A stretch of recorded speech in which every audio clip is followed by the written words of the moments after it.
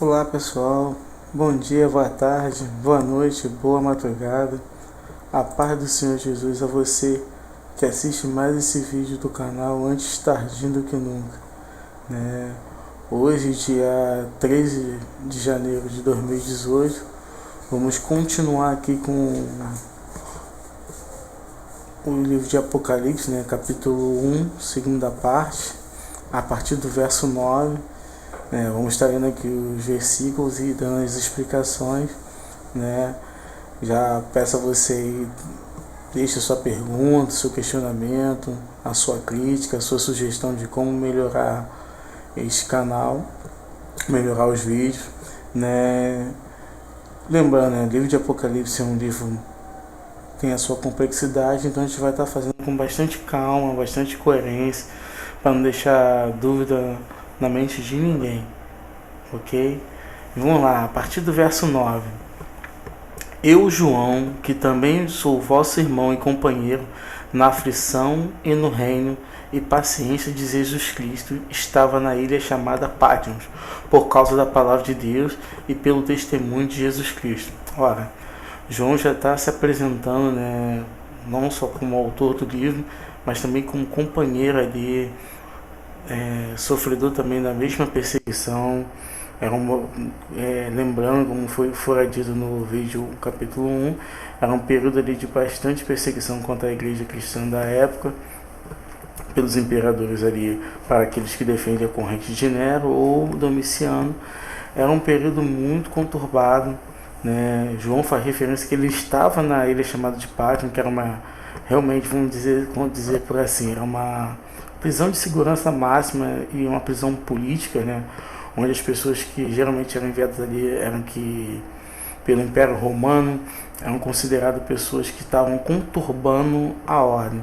E João diz que o motivo dessa interpretação de conturbação de ordem é aqueles por causa da palavra de Deus. Ele estava dando testemunho de Jesus Cristo e por isso ele fora enviado à ilha de Patmos. Né? E lembrando, gente, eu sou companheiro de vocês na mesma aflição, mas também sou companheiro de vocês na paciência de Jesus Cristo. Ou seja, lembrando mais uma vez, gente, fica tranquilo. Aquele que é, que era, que há de vir, em breve virá. E verso 10: Eu fui arrebatado no Espírito no dia do Senhor, ouvi detrás de mim uma grande voz como de trombeta. Né? João está dizendo bem claro que foi arrebatado em Espírito, ou seja, fui tomado, mas a minha consciência permaneceu. Ou seja, tudo que João descreve aqui, né, é uma experiência sobrenatural, mas ele está descrevendo bem claro que ele esteve consciente. Ou seja, ele estava consciente de tudo aquilo que estava sendo apresentado para ele. Ou seja, né, embora não foi vivenciado isso no físico, no corpo, mas a sua mente estava perfeitamente saudável e consciente daquilo que Deus estava lhe revelando, estava lhe mostrando. Ele diz que foi no dia do Senhor, e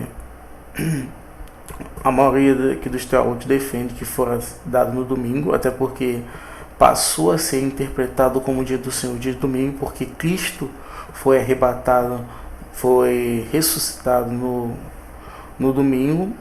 Então esse dia se convencionou a ser o dia do Senhor.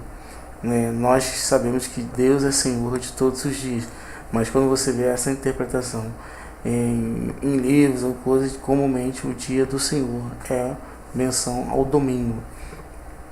E diz que ouviu uma grande voz, uma voz como de trombeta. Não é só que fosse uma voz barulhenta, um barulho ensurdecedor. Ele está dando evidência e clareza e autoridade à voz do Senhor Jesus. Ele está dizendo assim, olha, Jesus deixou bem claro, com bastante autoridade, o que era para mim descrever a vocês. Por quê? O que ele dizia? A partir do verso 11. Eu sou o Alfa e o Ômega, o primeiro e o derradeiro.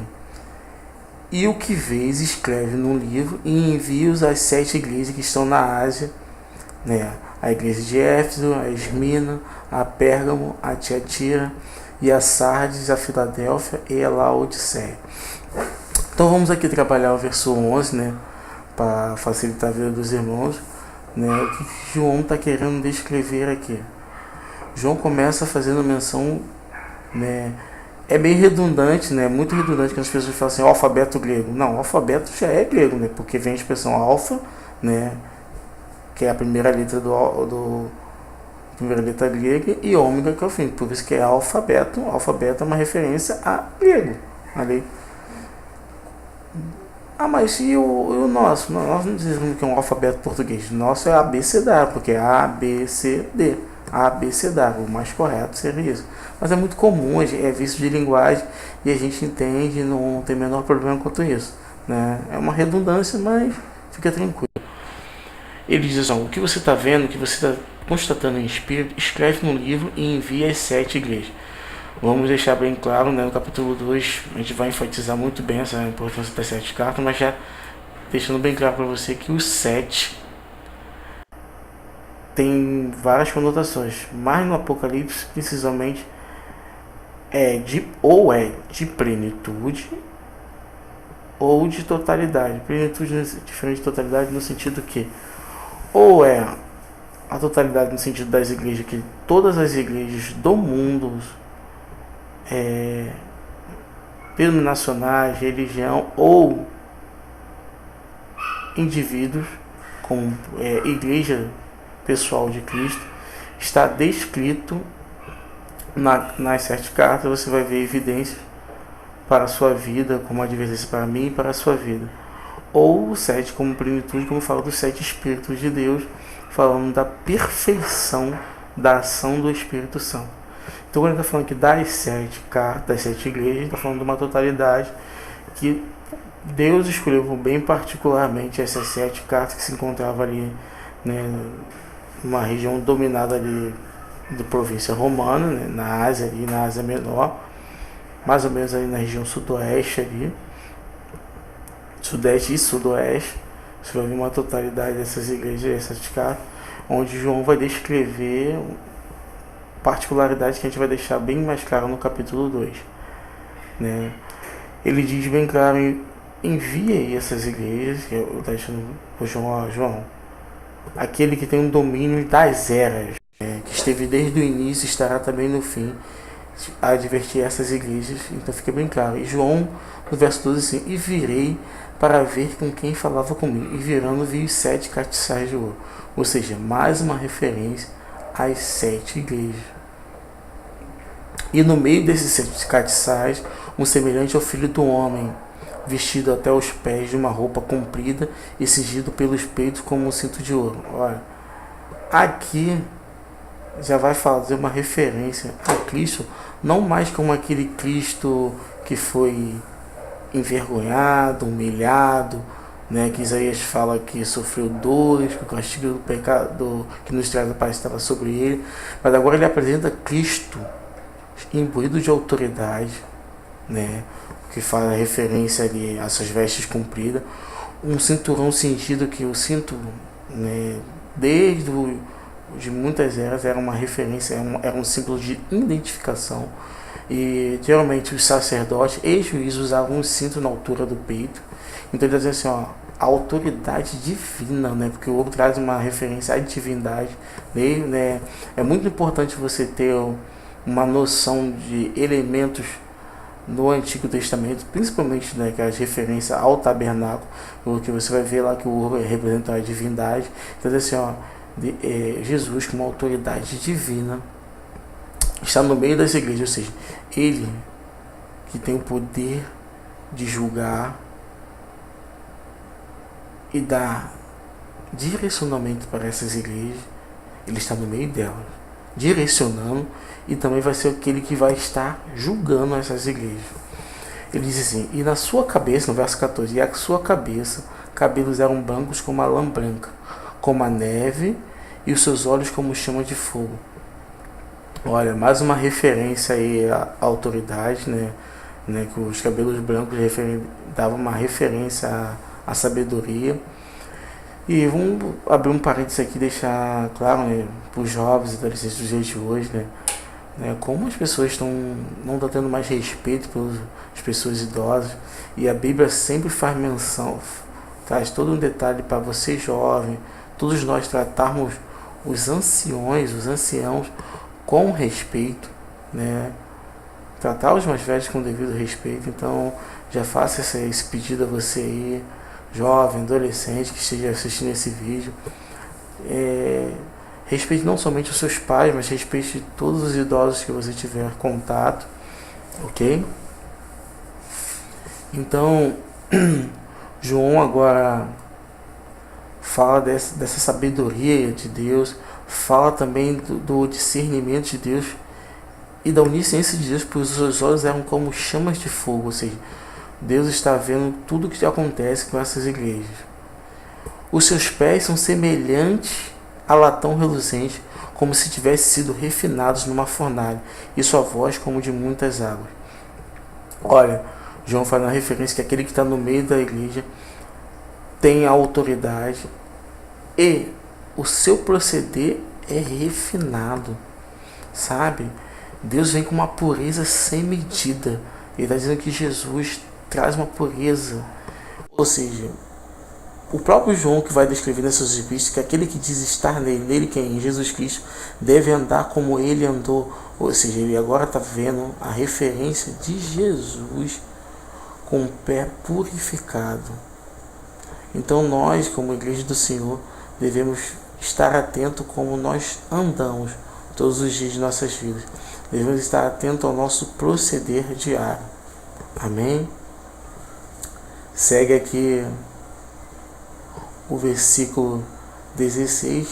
Ele tinha na sua destra 7 estrelas, e da sua boca saiu uma aguda espada de 2 fios, e o seu rosto era como o sol quando na sua força, com toda a sua força e todo o seu esplendor. O que é referência a esse 16? Ele diz que na mão direita está as 7 igrejas, ou seja, está todas as igrejas estão na mão do Senhor.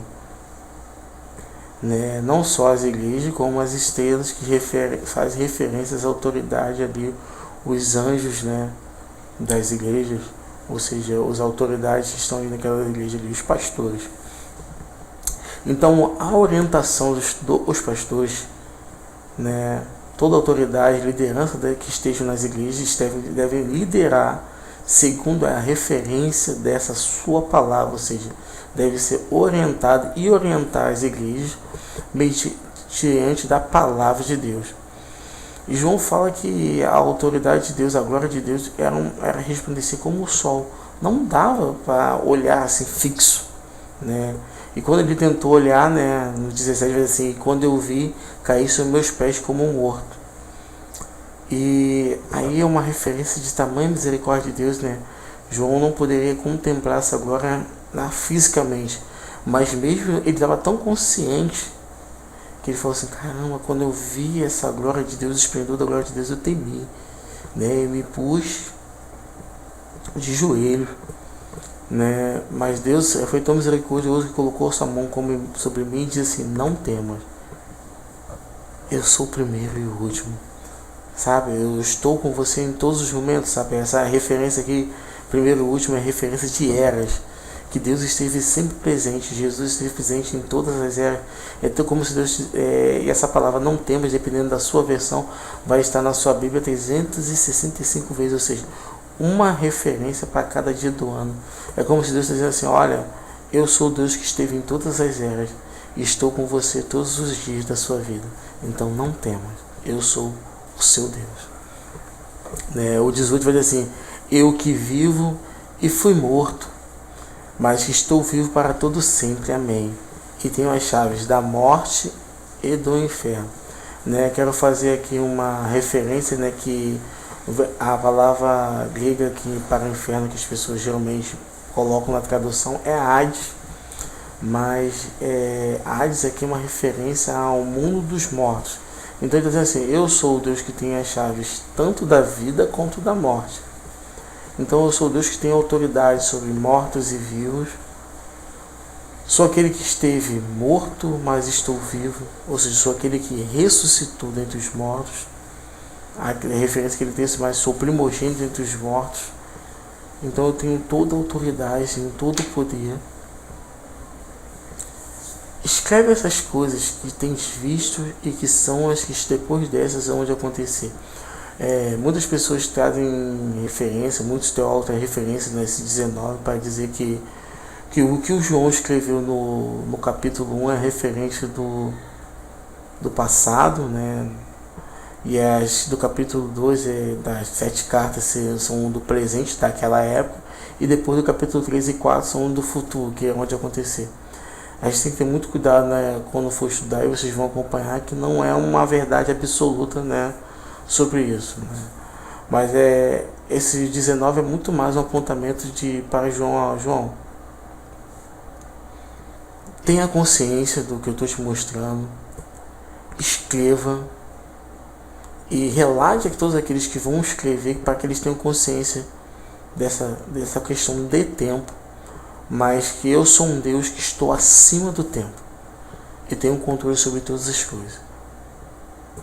E o mistério das 7 estrelas que viste na minha mão e dos 7 caixas de ouro, as 7 estrelas são os anjos das 7 igrejas, ou seja, ele reforça a ideia de que são as autoridades que estão diante dessas igrejas, e as 7 igrejas que viste são as 7 igrejas, ou seja, os castiçais de ouro e as estrelas, as 7 estrelas são as autoridades, são as lideranças das igrejas.